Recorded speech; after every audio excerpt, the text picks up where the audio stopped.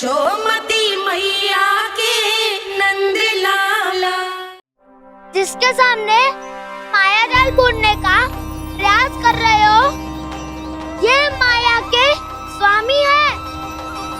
ये मायाधर विष्णु है ये।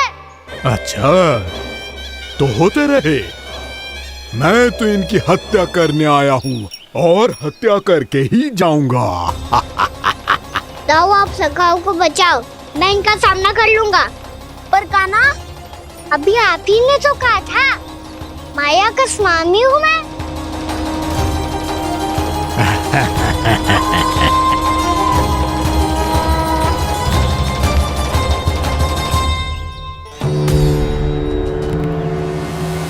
ये तो मथुरा का व्यापारी है। इसको अर्थ वो जो था वो सच में छलिया हो तो कहीं वो नंदमोहन तो ना पहुंच गो।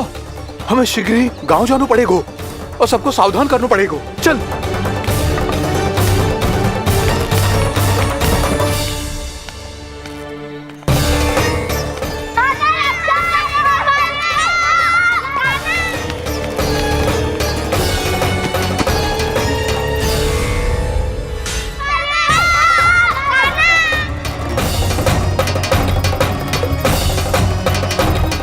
यदि तुम्हें लग रहा है कि मेरे छल के वार से बच गए हो, तो मुझसे भी बच जाओगे।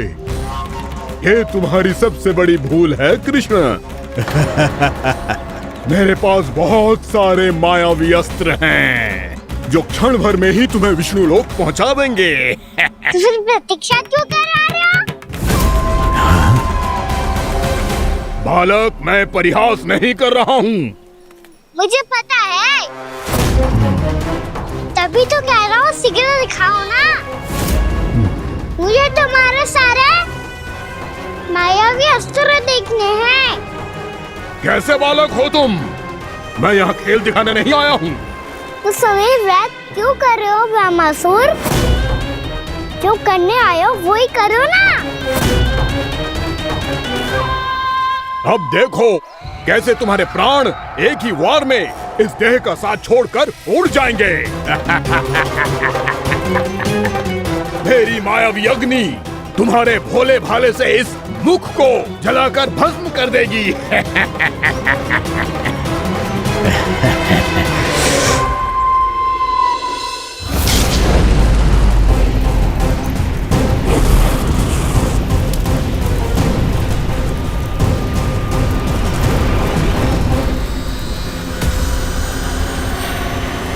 नहीं कह रही हो ब्रह्मासुर?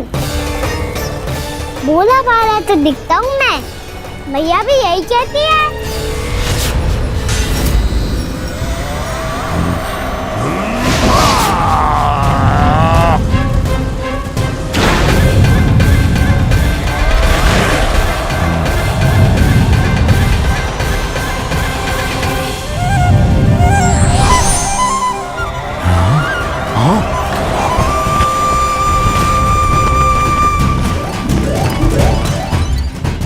आसन को उपहार देने के लिए बहुत बहुत धन्यवाद ब्रह्मासुर। बहुत समय से खड़े खड़े थक गया था मैं।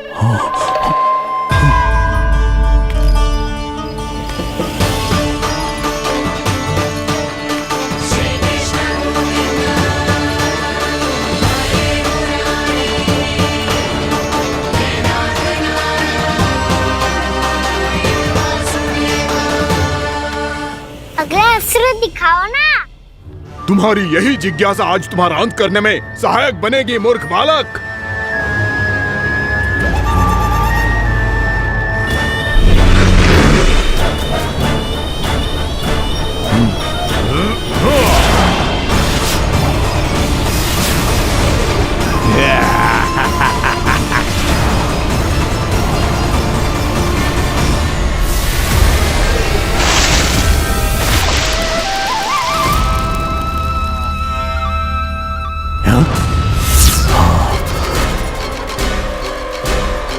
अच्छा, पर प्रक्षालन करना चाहते थे तो पहले क्यों नहीं बताया? मुस्कुराना बंद करो। तुम्हारी ये हंसी मुझे कांटों की तरह चुभ रही है। पर मैया तो कहती है कि मेरी मुस्कुराहट फूलों की तरह है।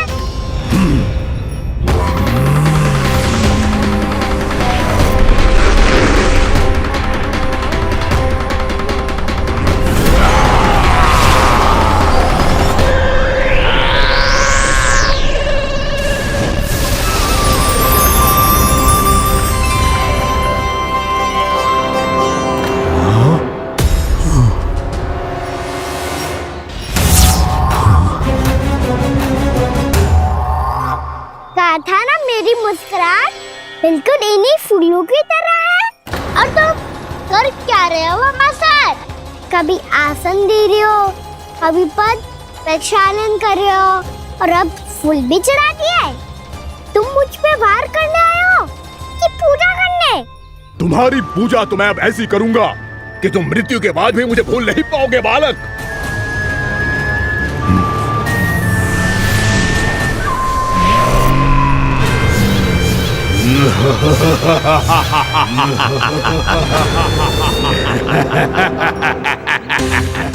कान्हा, ये चट्टान तो मुझसे हिली ना रही।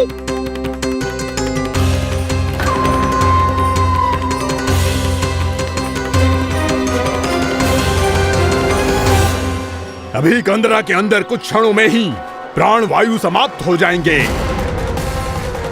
तुम्हारे सारे सखा एक एक कर अपने प्राण त्याग देंगे और तुम्हारा वध करूंगा मैं।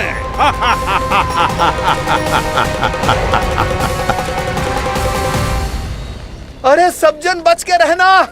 छलिया आया हुआ है वृंदावन में। अरे छलिया आ गया है। वृंदावन में मायावी छलिया। अरे क्या हुआ? कौन छलिया? मायावी छलिया सबको छलता है वो। हाँ, कुछ भी कर सके है वो। बहुत भयानक। अरे भानु, ठहर जरा, क्या हुआ? बहुत भयानक है वो। बच के रहना सब लोग। अरे भेष बदल ले तो है वो। हाँ। क्या हुआ? छलिया है वो। अरे मेरी बात तो बताओ। रानी भाभी, रानी भाभी, कान्हा घर पर ही है ना? ऐसे भड़बड़ा क्यों रहे हो? कोई भूत देख लियो है क्या? भूत ना भाभी, छलिया से भेंट हो गई। सच्ची का मायावी छलिया है भाभी। क्या उल्टा सीधा बोले जा रहे हो? ठीक से बताओ। अब बोलो भी।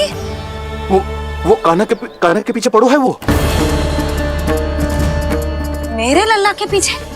हाँ रानी भाभी, हमारे अचेत होने से पहले हमने उसे ये कहते सुना था कि वो वृंदावन आने वाला है कान्हा से मिलने। हे नारायण, मेरे कान्हा की रक्षा करना। जसोदा जी, मायावी छलिए से बचना बालकों के बस की बात ना है। जीजी, बालक वन में अकेले हैं।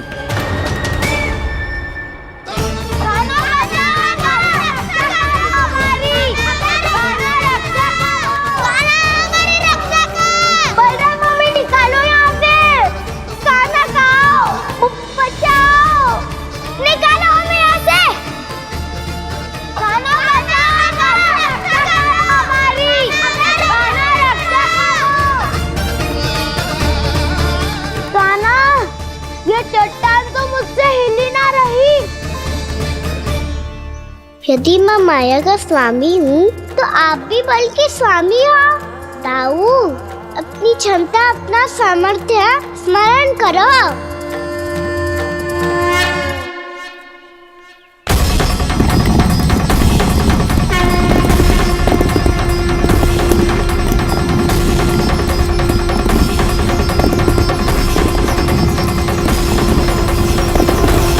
इससे पहले कि वो कंदरा का द्वार खोल के तुम्हारे सखाओं को बाहर निकाले, मैं तुम्हारे प्राण ले लूंगा कृष्ण।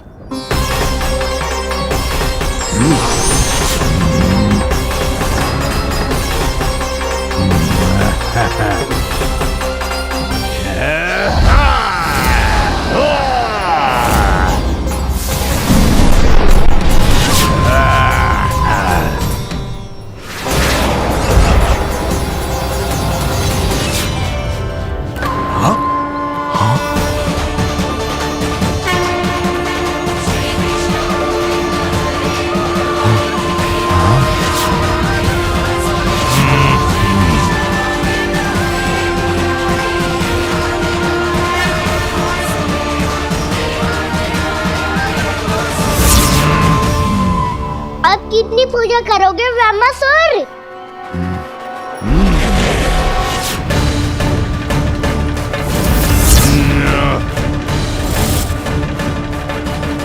प्रभु तो खेल खिला रहे हैं इससे, और ये खेले जा रहा है विवश होकर, उनकी माया से बाध्य होकर।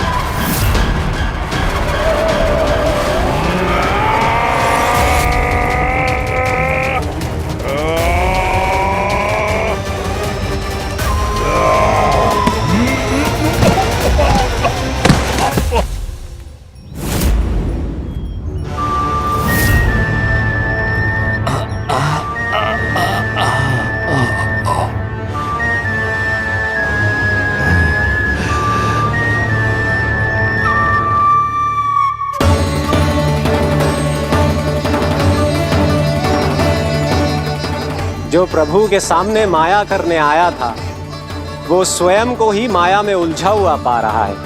नारायण नारायण। लो, अब तो तुमने दंडवत प्रणाम भी कर लिया, माया भी कथा भी उपहार में दे दी। तुम चाहते क्या हो ब्रह्मासुर? मेरी शरण में आना है क्या?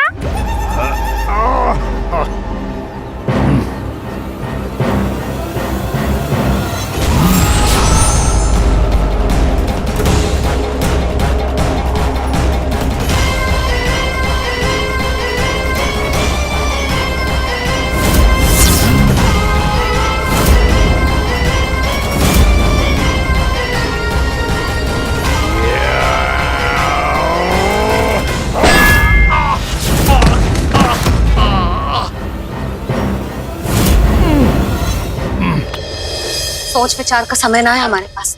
अपने बालकों की रक्षा के लिए इसी क्षण में निकलना होगा।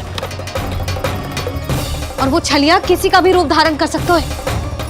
सुलक्षणा तेरा, शांति तेरा या मेरा, किसी का भी रूप धारण करके हमें भ्रमित कर सकते हो। इसीलिए हमें सतर्क रहना होगा। समझ आई? चलो।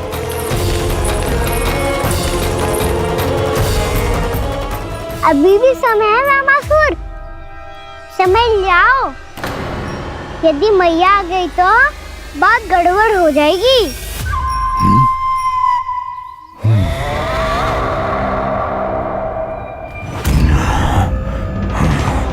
मुझसे झूठ का कोई लाभ नहीं होगा।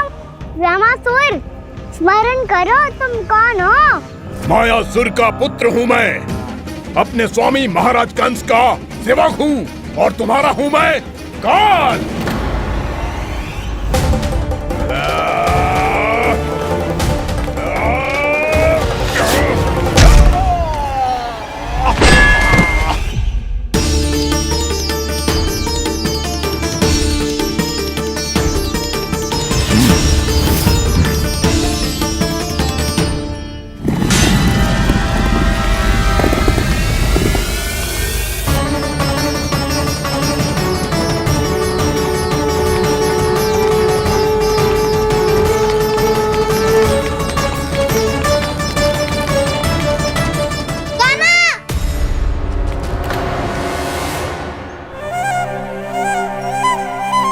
बाबा कहते हैं दुष्टों को पहले बातों से समझाना चाहिए, फिर भी ना माने तो अस्त्र ना उठाना दृढ़ता होती है।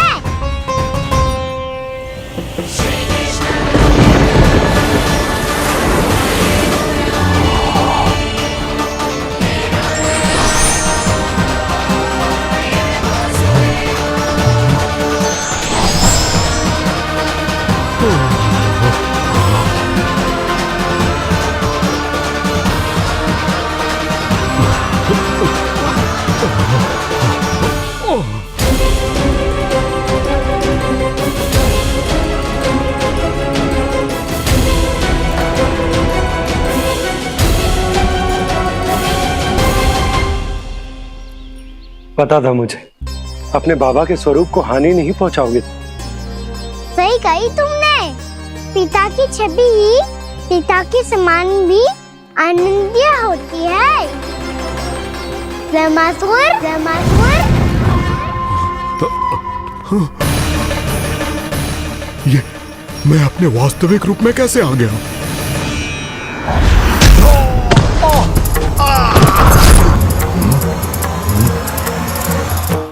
मेरे बाबा का स्वरूप नहीं लेना चाहिए था तुम्हें। मैया ने सिखाया है भूल को क्षमा किया जा सकता है, पर जानबूझ के किए गए अपराध के लिए दंड ही एकमात्र निकाल होता है। ये बार बार अपनी मैया का नाम ले रहा है। यदि मैं वो स्वरूप लूं तो अपनी मैया पर वार नहीं कर पाएगा ये।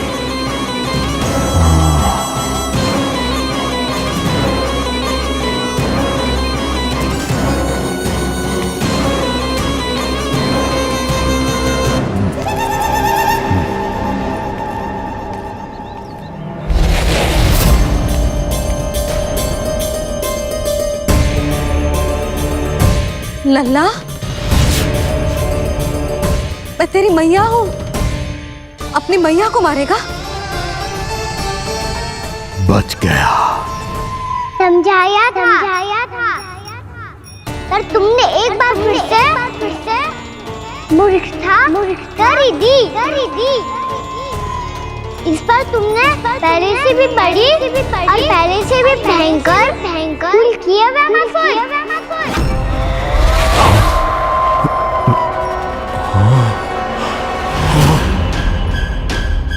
ये क्या हो रहा है मुझे? बार बार मेरा रूप क्यों बदल रहा है? ममता को समझे बिना अधिक समय तक मैया का स्वरूप हरण करके नहीं रख पाओगे ब्रह्मासुर।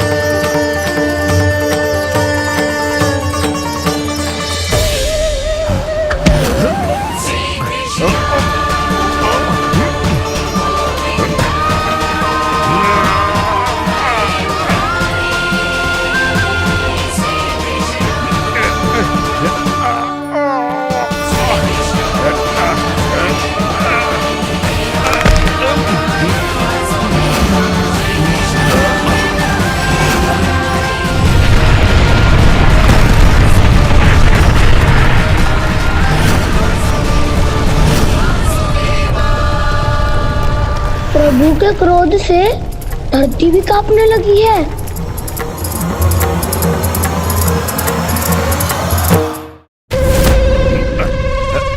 पुत्र को मारने के उद्देश्य से एक माँ का रूप लिया तुमने। ये ममता का और मेरी मैया का घोर अपमान है ब्रह्मासुर।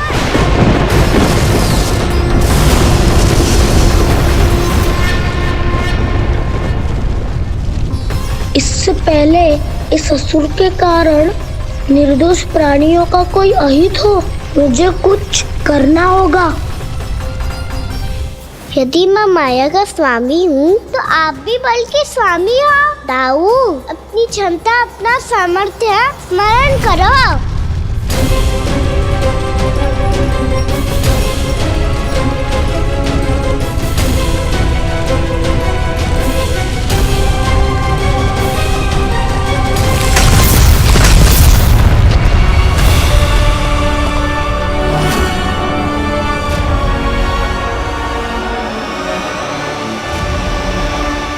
अद्भुत बल दाऊ, अद्भुत। अपने बल का उचित प्रयोग करके आपने प्राणियों को हानि होने से बचा लिया और ये भी सिद्ध कर दिया कि इस युग में आपसे अधिक बलवान और कोई नहीं होगा। आज से आप बलदेव के नाम से भी जाने जाएंगे। आज से आप बलदेव के नाम से भी जाने जाएंगे। आपके चरणों का ये चिन्ह युगों युगों तक आपके बल की कथा कहता रहेगा। बलराम का चरण चिन्ह।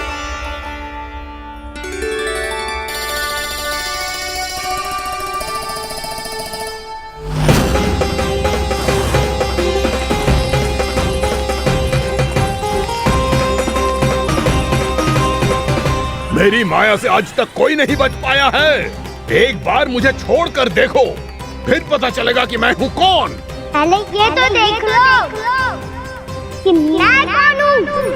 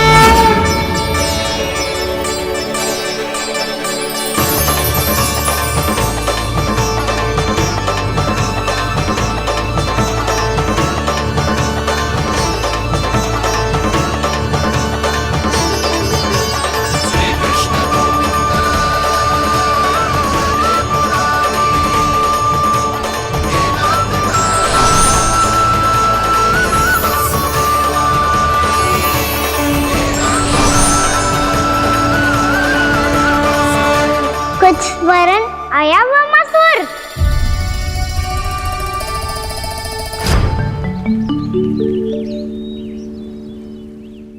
बहुत समय पहले की बात है, बहुत बड़े भूमाकर राज करते थे तुम्हें महान राजा भीमम के नाम से जाना जाता था। सब कुछ था तुम्हारे पास, पर शांति नहीं थी। इसीलिए शांति की खोज में अपना संपूर्ण राज अपने पुत्रों को सौंप कर मलय पर्वत की ओर चल दिए। अनेक वर्षों की तपस्या के बाद तुम्हारे तप की कीर्ति चारों ओर फैलने लगी और फिर सच्चे तपस्वी की धूप में तुम्हारी ख्याति से प्रभावित होकर महर्षि उलट तुमसे भेंट करने आए। राजा भीमरथ, आपने ईश्वर की प्राप्ति के लिए सब कुछ छोड़ दिया, पर अपना अभिमान नहीं छोड़ पाए। इसीलिए मेरे आगमन पर सम्मान के साथ खड़ा होना तो दूर, मेरा अभिवादन भी नहीं किया। अभिमान तपस्वी का गुण नहीं होता है राजन, अभिमान राक्षसी गुण है। इसलिए मैं आपको श्राप देता हूं कि आप अगले जन्म में एक राक्षस के रूप में जन्म लेंगे, एक राक्षस के रूप में जन्म लेंगे। मुझे क्षमा कर दीजिए महर्षि, मैंने जानबूझकर आपका अपमान नहीं किया है। मैं तो यहाँ पर शांति की खोज में आया था। अपने भीतर के संसार में गहरे सोच विचार में डूबा हुआ था मैं। मुझे क्षमा कर दीजिए महर्षि, मुझे क्षमा कर दीजिए। अपनी भूल का आभास प्रायश्चित की ओर पहला पग होता है। मैं अपना श्राप तो वापस नहीं ले सकता, परंतु आपको एक वचन अवश्य दे सकता हूं। जब भी प्रभु नारायण का अवतार होगा, आपको उचित समय पे वो वरदान देंगे जिसकी आप लंबे समय से प्रतीक्षा कर रहे हैं।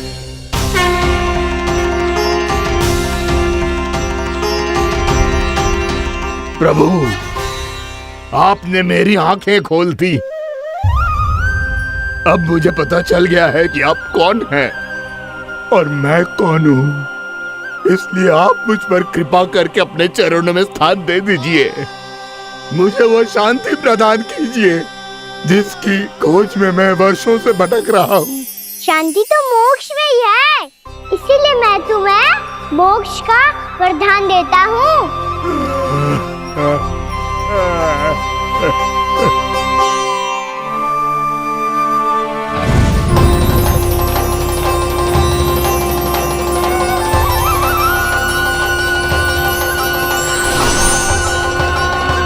प्रभु की ये लीला सदैव स्मरण रखी जाएगी। इस स्थान को इनका आशीर्वाद मिलेगा और इस कंदरा को व्योमासुर की कंदरा के रूप में पहचाना जाएगा। भविष्य में अनेक ऋषि मुनियों की शरण स्थली बनेगी ये कंदरा। दीदी, ये कोई साधारण बालक ना है। ऐसा चमत्कार कोई साधारण बालक थोड़ी ना कर सकते हो। तुम सत्य कह रहे थे बलराम। कान्हा सच्ची में भगवान ही है, तभी तो सब देवता इसे बसाने और इसकी ओर से युद्ध करने आते हैं। तुम सब ऐसे आंखें फाड़ के क्यों देख रहे हो मुझे?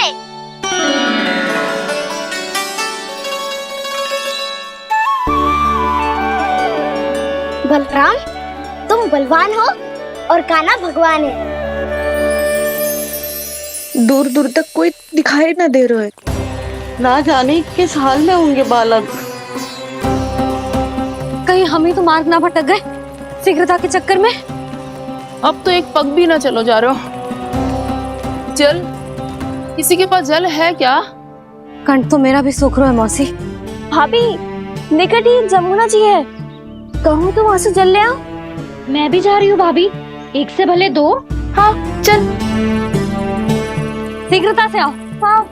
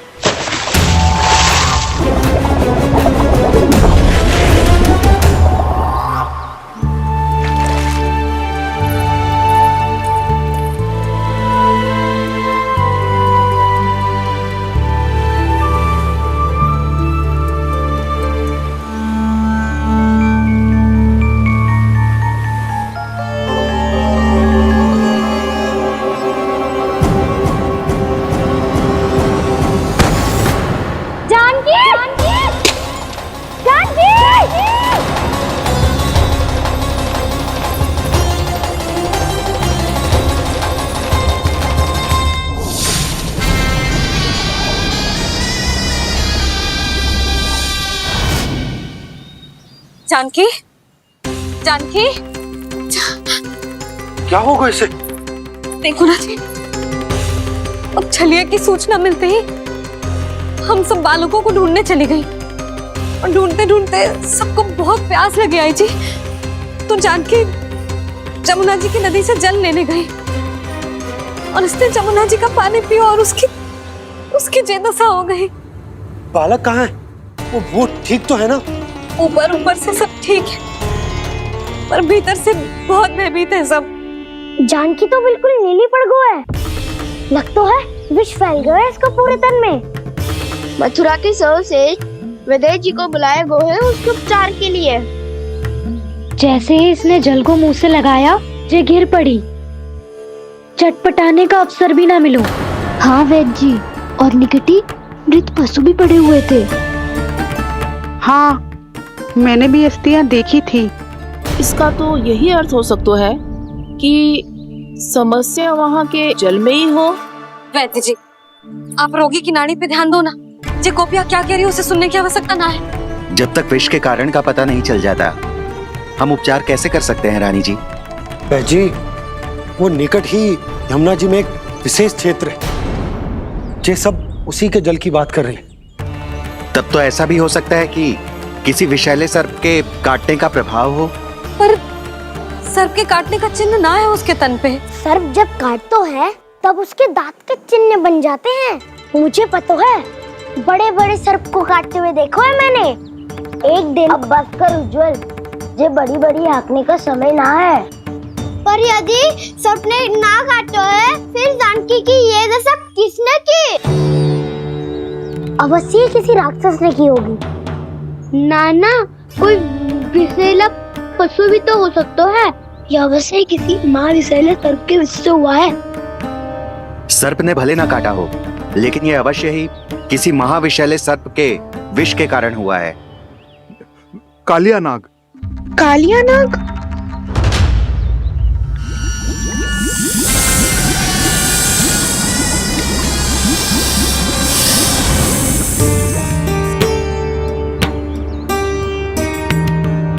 संकेतों से तो ऐसा लगता है कि जानकी ने कालिया नाग के क्षेत्र के विशाल जल पी लियो है। कालिया नाग एक लोक सुरती है, कल्पना में गढ़ी हुई एक कथा, और कछु न है। हमें जाके पता लगाना पड़ेगा। पर हमें वहाँ जाने से मना क्यों है ना बड़ों ने? उज्जवल सही कह रहे हो है। इस समय जानकी के स्वार्थ से अधिक महत्वपूर्ण और कछु ना है। जानकी हमारे लिए ही जलाने गई थी जी, ना मैं उसे जाने देती ना जैसा वो तो। वैद्य जी आप शीघ्र कछु करो, कैसे भी कछु भी करो, पर इसके प्राण बचा लो। यशोदा, धैर्य रखो, श्री नारायण पर विश्वास रखो, वो सब ठीक कर देंगे।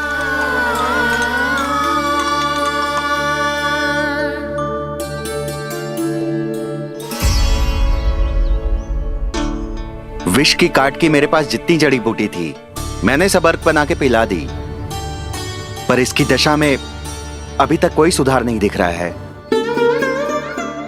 यह अंतिम जड़ी बूटी है, अगर इससे भी चमत्कार नहीं हुआ तो फिर जो नारायण की इच्छा।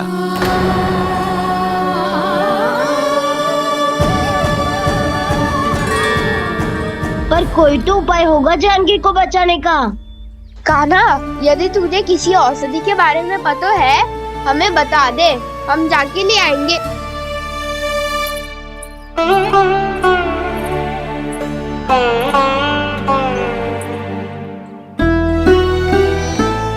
हे नारायण, हे प्रभु, मेरी जानकी के प्राण बचा ले प्रभु।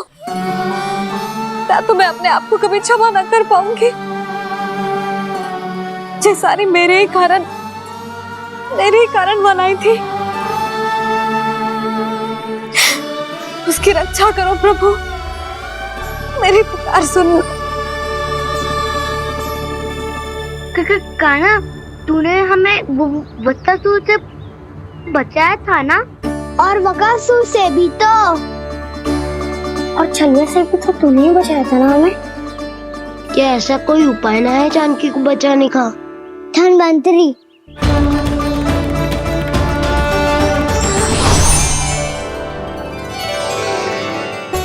मैं आ गया हूं प्रभु, चिंता मत कीजिए, आपके आदेश का पालन अवश्य होगा। यशोदा मैया,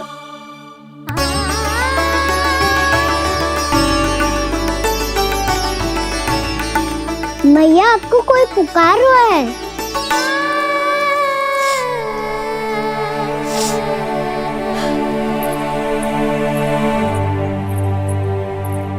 चिंता मत करो मैया, अब धन्वंतरी जी आ गए हैं, वो सब संभाल लेंगे। धन्वंतरी जी कौन है? जिन्होंने संसार का आयुर्वेद दिया, आरोग्य के देवता, वे श्री नारायण के अवतार।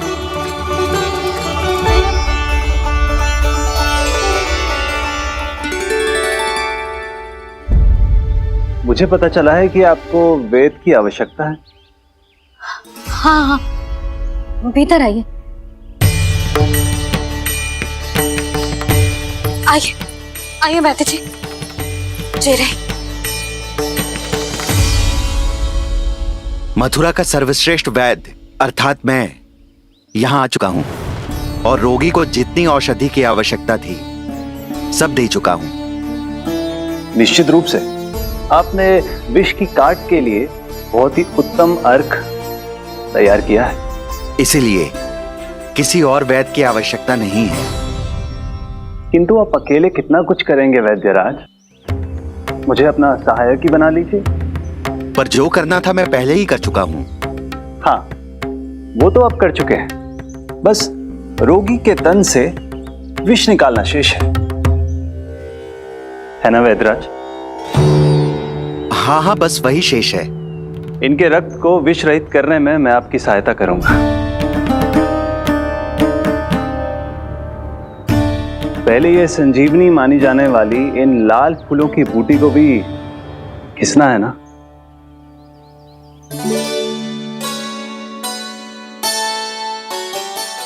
हाँ हाँ, तुम सही कह रहे हो, इसे अच्छे से घिसो।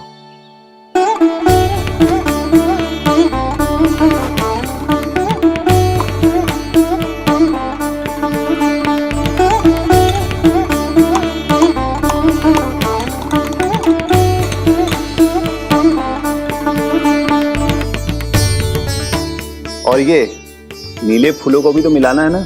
हाँ हाँ, अच्छे सहायक बन सकते हो तुम, ऐसे ही श्रम करते रहो।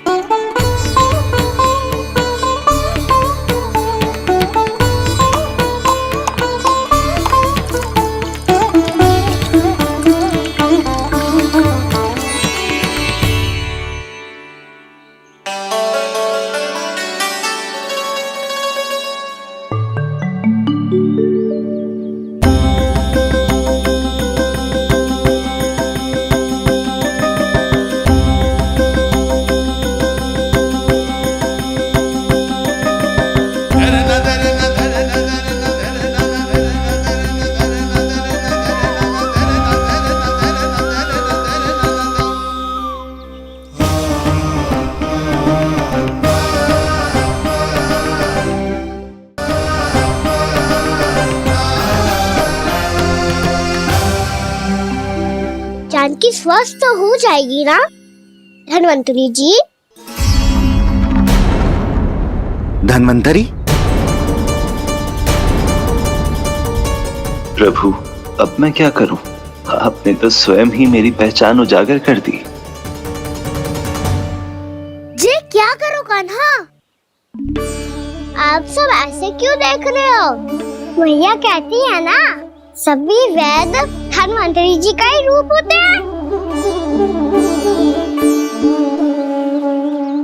वाह कृष्णा, चतुर तो हो तुम। वैसे वास्तविक धन्वंतरी मैं हूँ, मेरा अर्थ है वास्तविक वैद्य मैं हूँ। ये तो मेरा सहायक है, मुझे पूरा विश्वास है बिल्कुल ठीक हो जाएगी। वैसे ही थोड़े ना मुझे मथुरा का सर्वश्रेष्ठ वैद्य कहते हैं लोग।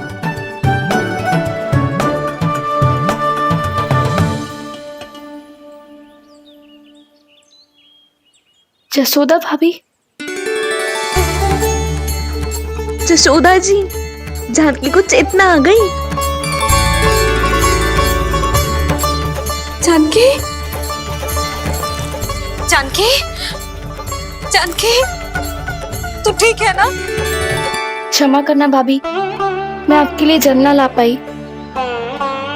बस बहुत भूख लगी है। मैं अभी कुछ लाती हूँ। जानकी माखन खाओगी?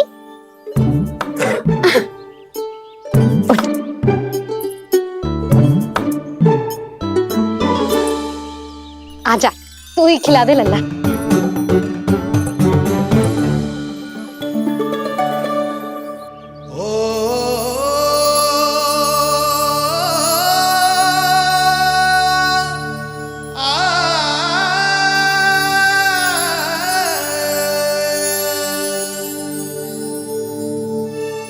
तुम सब मेरे लल्ला को माखन चोर कहती हो ना?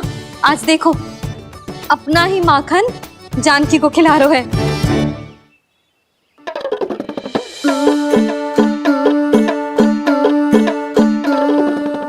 थोड़ा और विश्राम कर लो। सदैव तुम हम सबकी सेवा करती हो, आज मैं तुम्हारी सेवा करूंगा। जानकी की जिद दशा तब हुई जब जय यशोदा काकी की सेवा कर रही थी, और अब देखो स्वयं भगवान ही इसकी सेवा कर रहे हैं। जानते हो इससे क्या सिद्ध होता है? जो भी यशोदा मैया की पूजा करेगा, अर्थात अपने माता पिता की सेवा करेगा, उनके साथ सम्मान से व्यवहार करेगा, ईश्वर स्वयं उसका ध्यान रखेंगे। कभी धन्वंतरी के रूप में तो कभी स्वयं कान्हा के रूप में। भक्त और भगवान का देखो कैसा ये अनुराग, स्वयं करे सेवा प्रभु, अद्भुत गोपी का भाग्य। प्रभु इन सब पृथ्वीवासियों से कितना घुल मिल गए हैं। ना तो ये प्रभु को भगवान मानते हैं और ना ही प्रभु अपने आप को इनसे सर्वश्रेष्ठ समझते हैं। अपने आचरण से ये सिद्ध कर रहे हैं कि ये सभी में हैं और सभी इनका ही अंश है।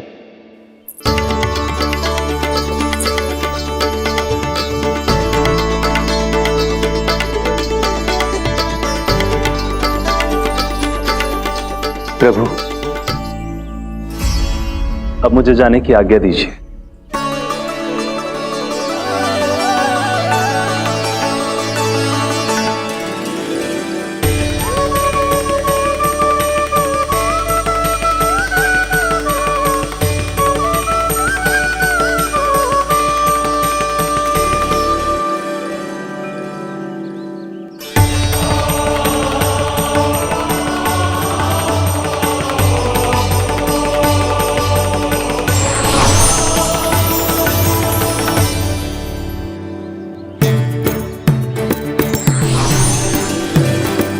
कान्हा ने तो सच्ची में धन्वंतरी जी को बुला लिया था।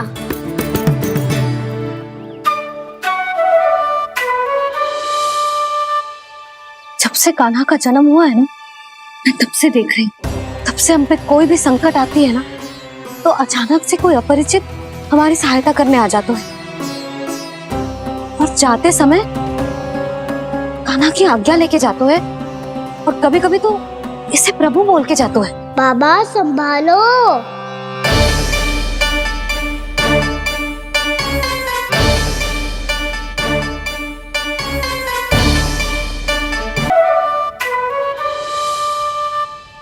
जब से कान्हा का जन्म हुआ है ना, मैं तब से देख रही हूँ, तब से हम पे कोई भी संकट आती है ना, तो अचानक से कोई अपरिचित हमारी सहायता करने आ जाते हैं, और जाते समय कान्हा की आज्ञा लेके जाते हैं, और कभी कभी तो इसे प्रभु बोल के जाते हैं। बाबा संभालो। यशोदा, इस जानकी को चढ़ो है और विचित्र विचार तुम्हारे मन में है। अरे सब जानते हैं कि हमारा परिवार राजसी, तुम्हें पता ना चलते होगा, पर हमारे कान्हा को सब राजकुमार ही समझते हैं देखकर, इसीलिए उसे सम्मान देने के लिए सब ऐसा ही करते हैं, और कोई बात ना है।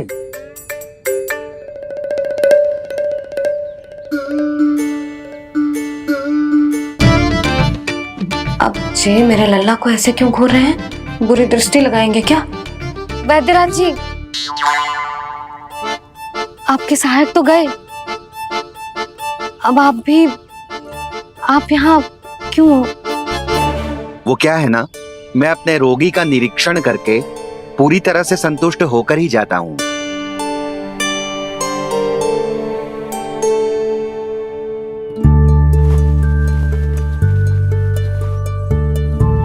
हाँ, संकेत तो अच्छे हैं, कल सुबह तक बिल्कुल ठीक हो जाएगी। धन्यवाद वैद्य जी।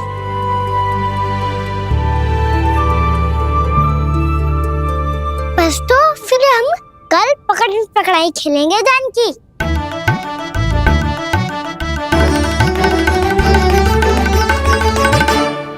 भानु, बंसी, जाकर उस क्षेत्र के चारों ओर बाड़ बनवा दो, और वहां सूचना पट्ट भी लगा देना, ताकि जानकी के साथ जो हुआ है वो किसी और के साथ ना हो। शीघ्र जाओ। जी ठीक है।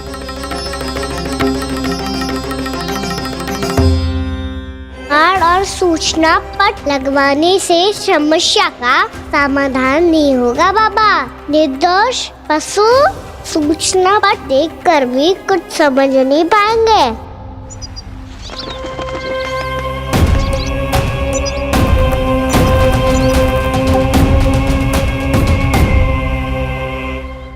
तो तुम्हारे कहने का अर्थ यह है कि व्योमासुर मारा जा चुका है, और वो बालक अब भी जीवित है। हाँ महाराज, मैंने गोप बालकों को कहते सुना था कि कृष्ण ने छलिया को मोक्ष दे दिया है, पर वृंदावन सुरक्षित नहीं है महाराज। वो एक बहुत बड़ी समस्या से जूझ रहे हैं। कैसी समस्या? गांव के निकट क्षेत्र में किसी विषैले सर्प का निवास है। उसके विष का प्रभाव इतना भयानक है महाराज, जैसे विष ना हो, स्वयं हलाहल हो। मेरी कोई भी औषधि रोगी का उपचार नहीं कर पा रही थी। निकट के क्षेत्र में कहाँ है वो सर्प? गोप मानते हैं कि वो सर्प गांव के निकट यमुना नदी के जल में रहता है।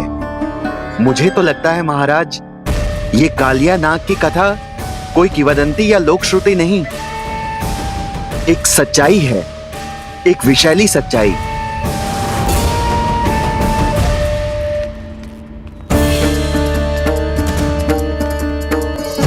कालिया का सामना करने का समय आ गया है, पर उससे पहले मुझे बुलाना होगा उन्हें।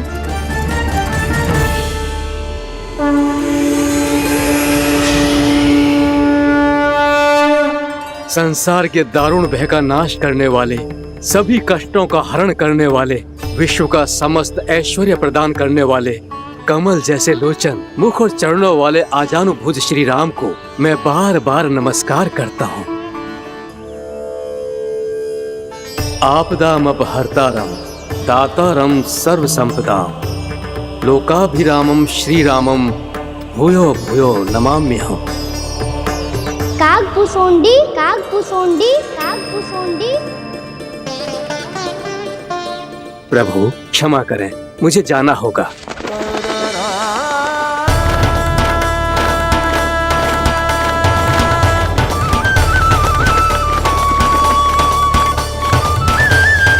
प्रणाम प्रभु।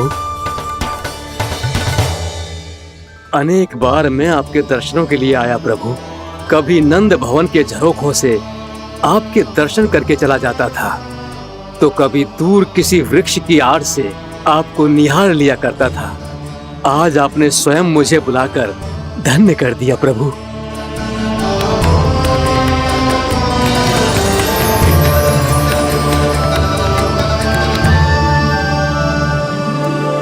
मैंने आपको यहाँ एक विशेष कारण से बुलाया है। आपके श्राप से इस कालिया नाग को मुक्त करने का समय आ गया है। ये तो बहुत ही उत्तम समाचार है प्रभु। इतने वर्ष बीत गए, मुझे आज भी स्मरण है वो दिन जब मैंने उन्हें श्राप दिया था। अपने क्रोध पर नियंत्रण खोकर बहुत बड़ी भूल कर दी थी मैंने प्रभु। बीती हुई घटनाओं पर दुखी होके कोई लाभ नहीं है। हमें भविष्य की ओर देखना होगा।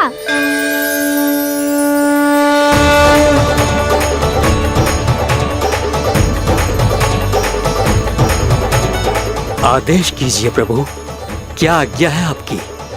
जब मैं कालिया नाग का सामना करने जाऊं, तो आप यही रहेगा।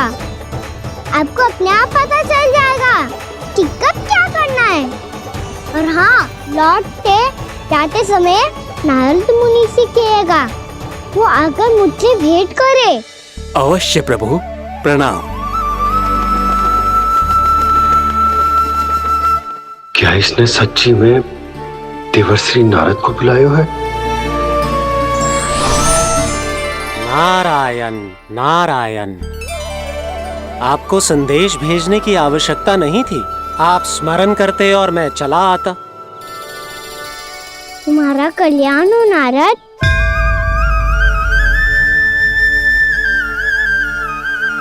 मैंने तुम्हें एक विशेष कार्य के लिए बुलाया है।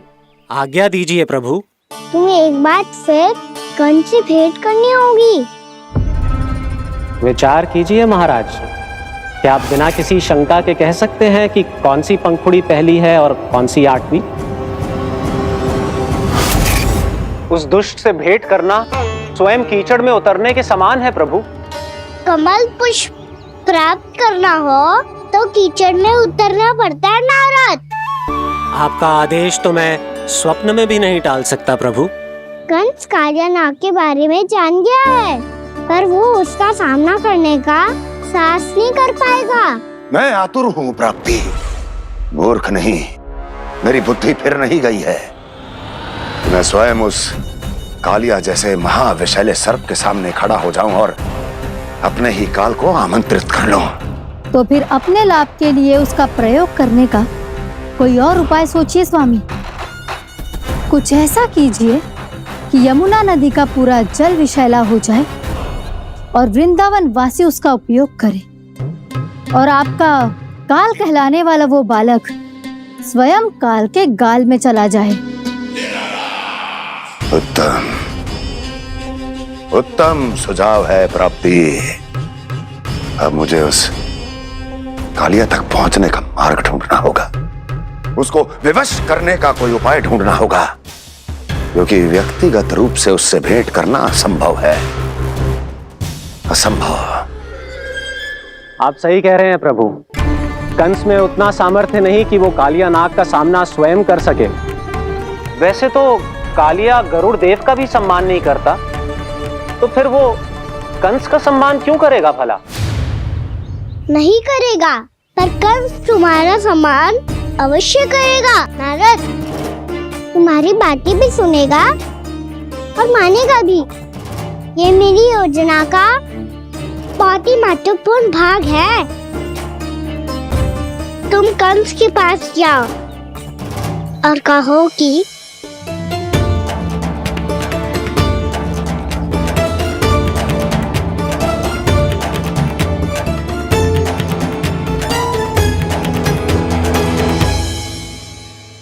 संतान अपने माता पिता को तीर्थ का सौभाग्य दिलाती, और मेरा लल्ला कितना महान कि उसने हमारे घर को ही तीर्थ बना दिया।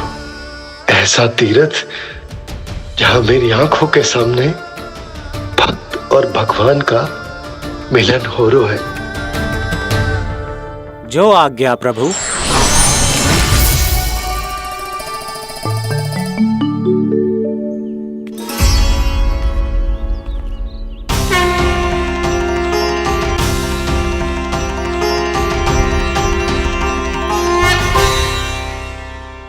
बाबा। कान्हा, ये सब क्या चल रहा है? पहले काक भुसुंडी जी और फिर जे नारद जी। क्या योजना बना रहे हो तुम? कान्हा, बताना लल्ला, क्या सोच रहे तू? कान्हा देख, अगर तुझे अपने बाबा को ना बताना हो ना, अपने भक्त को बता दे। क्या सोच रहे हो लल्ला? क्या करने वाले हो आप?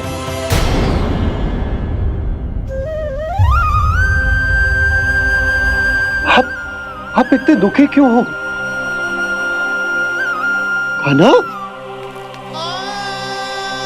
कान्हा, क्या होगा? क्योंकि मुझे आभास हो गया है बाबा, समय आने वाला है। कौन सा समय आने वाला है लल्ला? शीघ्र ही सब कुछ बदलने वाला है। भैया को मेरा सत्य पता चल जाएगा बाबा।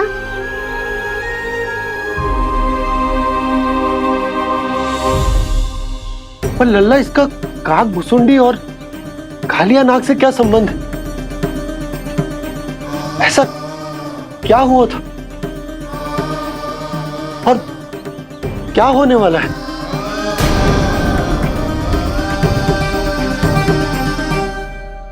जो होने वाला है बाबा, उसका संबंध उससे है जो सैकड़ों वर्ष पहले हुआ था। महर्षि भृगु के एक वंशज थे, वेद शिरोमणि, जो विंध्याचल की पहाड़ियों में साधना कर रहे थे। तभी वहाँ अश्वशिरा नाम के एक दूसरे मुनि आमंत्रण के बिना ही आ गए। कितना सुंदर और शांतिपूर्ण आश्रम है। यहाँ प्रभु की साधना करने में बहुत आनंद आएगा। शीघ्र ही अश्वशिरा मुनि उपस्थिति के कारण होने वाले व्यवधान से बाध्य होकर वेद शिरा मुनि ने अपनी आंखें खोली। कौन हो तुम और यहाँ क्या कर रहे हो? आपके आश्रम में बहुत शांति है मुनिवर। साधना करने के लिए बहुत ही उत्तम स्थान है ये। मैं चाहता हूँ कि मैं भी यहाँ। आप यहाँ साधना करना चाहते हैं, लेकिन इतना भी नहीं जानते कि किसी के आश्रम में प्रवेश करने से पहले उसकी आज्ञा लेनी चाहिए। आप ये भी नहीं जानते कि यदि कोई यज्ञ कर रहा हो तो बिना अनुमति के वहाँ प्रवेश करने से उसकी यज्ञ साधना भंग हो सकती है। आप क्या साधना करेंगे मुनि? आप तो साधना के योग्य ही नहीं हैं। इतना अपमान! एक मुनि के मुख से इतने कड़वे शब्द शोभा नहीं देते। मैं तुम्हें श्राप देता हूँ, जितनी विषैली तुम्हारी जिह्वा है उतने ही विषैले सर्प बन जाओ तुम। और ऐसा सर्प जो सांस भी ले तो निकट का वातावरण दूषित हो जाए। तुम्हारे इस दुस्साहस के लिए मैं तुम्हें श्राप देता हूँ कि तुम अभी इसी क्षण कौवा बन जाओ, और ऐसा कौवा जो कांव कांव करके अनर्गल प्रलाप करता रहे।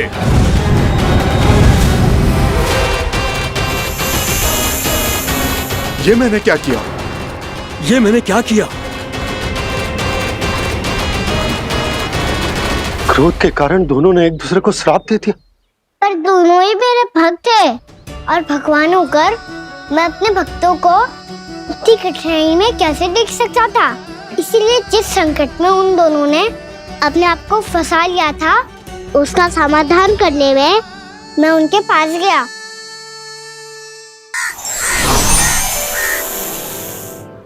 देखिए ना प्रभु, ये क्या हो गया हमसे? हमारी रक्षा कीजिए प्रभु, मार्ग दिखाइए हमें। क्रोध पर नियंत्रण ना होने के कारण आप दोनों ने एक दूसरे को बहुत ही भीषण संकट में डाल दिया है। अब दोनों ही तपस्वी, तप के बल से दिए गए आपके श्राप को लौटाना भी संभव नहीं है। प्रभु कोई तो उपाय होगा, हम आपके शरण में हैं प्रभु। अपराध तो हमसे हुआ है प्रभु, पर अब आपसे ही आशा है। कुछ ऐसा कीजिए भक्त वत्सल, जिससे हम दोनों के श्राप का प्रभाव कुछ कम हो जाए। आप दोनों ही मेरे भक्त हैं, इसलिए आपकी पीड़ा का निवारण करने का एक उपाय है मेरे पास। वेद शिरोमणि, जब आप कालिया नाग बनेंगे तो आपको मेरे चरणों को अपने शीश पर धारण करने का सौभाग्य मिलेगा। और अश्र शिरोमणि, आप काग योनि होने के बाद भी आप श्रेष्ठतम ज्ञान और सर्वाधिक यौगिक सिद्धियों के स्वामी होंगे और प्रवचन दिया करेंगे। इसके बाद अश्वशिरा मुनि काकभूषुंडी बन गए, जिन्होंने आगे चलकर स्वयं गरुड़ देव को रामायण सुनाई। और मुनि वेदशिरा महर्षि कश्यप और देवी कत्रियों के पुत्र कालिया नाग बनकर जल में, और अब वही कालिया नाग जमराज में, जिनके कारण जानकी के प्राण लगभग चले ही गए थे। अब कालिया नाग को उचित स्थान पर भेजने का समय आ गया है बाबा। पर ये तो अच्छी बात है कान्हा, वेदशिरा मुनि को दिया हुआ तुम्हारा वचन भी पूरा हो जाएगा, जमुना जी की शुद्धि भी हो जाएगी। इस सब के बाद भी तुम दुखी क्यों हो? क्योंकि इसके बाद मैया के सामने मेरा रहस्य खुल जाएगा बाबा। उन्हें पता चल जाएगा कि उनका बालक कोई साधारण बालक ना है। विश्व में जो होने वाला है उसे सबके सामने घटने से रोकना मेरे लिए भी संभव ना होगा। मैया को सब पता चल जाएगा। क्या पता चल जाएगा रे मुझे?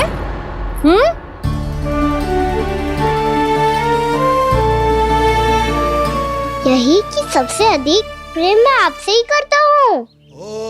अब बस भी कर, चलो भोजन के लिए बुलाने आई थी तुम दोनों को।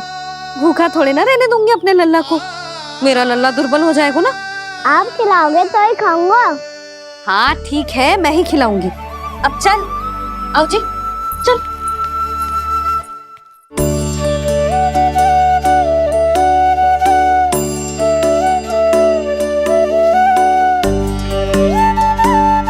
मैया खेलो ना मेरे साथ। मैया सुनो ना, मेरी बात ना मानोगी? अभी बहुत कार्य पड़े लल्ला, देख जानकी को औषधि भी देने जानो है ना। औषधि मैं दे दूंगा, फिर तो खेलोगी ना आप मेरे साथ? पिछले कुछ दिनों से अपनी मैया का अधिक से अधिक प्रेम पाने का प्रयास करो है कान्हा। इसका तो एक ही अर्थ हो सकता है कि कछु बहुत बड़ो होने वालो है। कान्हा रुक जा लल्ला। कान्हा क्यों तंग कर रहा है? मैया को पहन लेना। कान्हा, कान्हा, ये क्या करो तूने?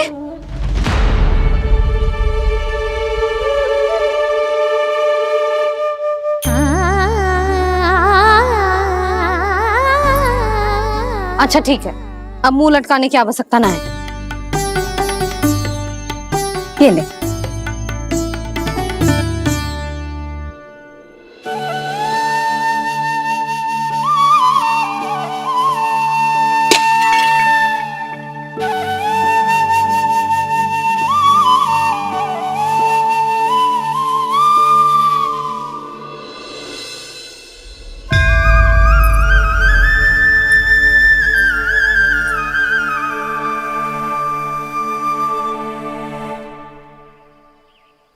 तंग करे मैया को खिजाए, खेले रूठे मनाए,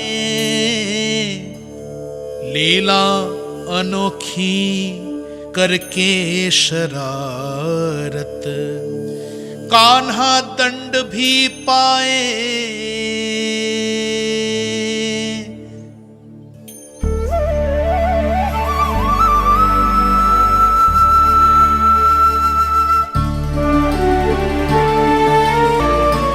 रूठना मनाना, खेलना खिलाना, पहले शरारत करके क्रोध दिलाना और फिर क्षमा मांग लेना, ये सब जानबूझकर कर रहे है कान्हा। जैसे जीवन भर के लिए अपनी मैया की ममता को अपने हृदय में समेट कर रखना चाहते हो। कैसे कैसे करूं उस कालिया से मित्रता, कैसे करूं उसका उपयोग?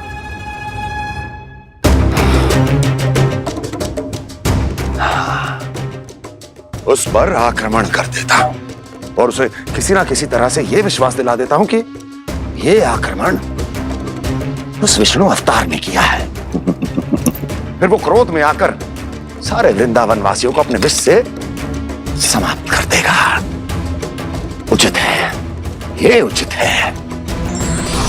नारायण हरि, नारायण हरि।